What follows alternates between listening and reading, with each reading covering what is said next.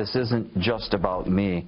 This is about my 10,000 brothers here in the state of California. This is not just happening in this state. This is happening that I know of in at least a half a dozen other states where monies are being recouped from soldiers that have deployed, that Right. made these contracts Right. literally Right. with their lives. That was Sergeant First Class Brian Strother, one of the 10,000 soldiers from California's National Guard ordered to repay enlistment bonuses 10 years later, sharing his heartbreaking ordeal with us last night. Tonight, well, there are reports that the Guard actually flagged Congress way back in 2014 about this. Former U.S. Marine Corps Corporal Dan Caldwell is here to discuss. Corporal Caldwell, thanks for joining us. You know, a despicable story becomes even more unbelievable in the sense that Congress and other authorities were alerted to this 2 years ago, and now all of a sudden everyone's feigning shock that this is happening.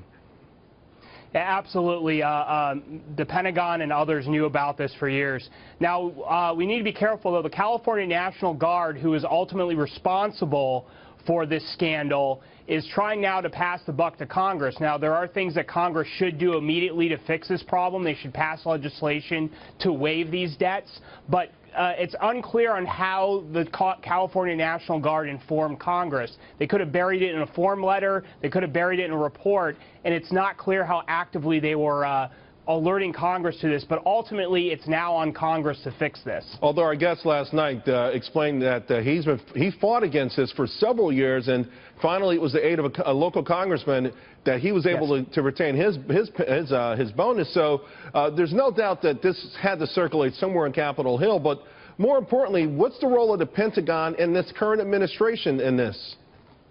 Well, unfortunately, the Pentagon is notorious for mismanaging funds. They have never been properly audited. This is something my group, Concerned Veterans for America, has advocated for a long time.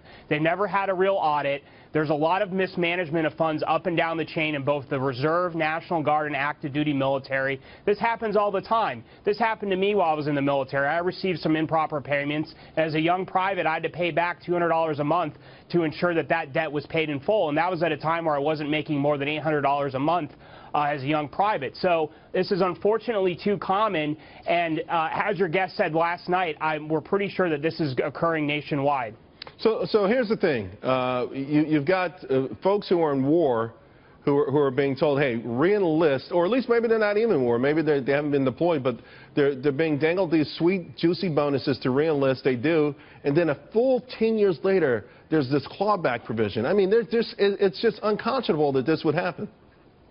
You know what has been bugging me the most about this situation is that the federal government can take back bonuses from combat veterans who receive these bonuses by no fault of their own. They followed the rules. They didn't commit a criminal act. It was people up the chain who did so. The federal government can recoup those bonuses, but the federal government can't recoup the bonus of a VA official who was responsible for secret wait lists that killed veterans at places like the Phoenix VA, where I'm from.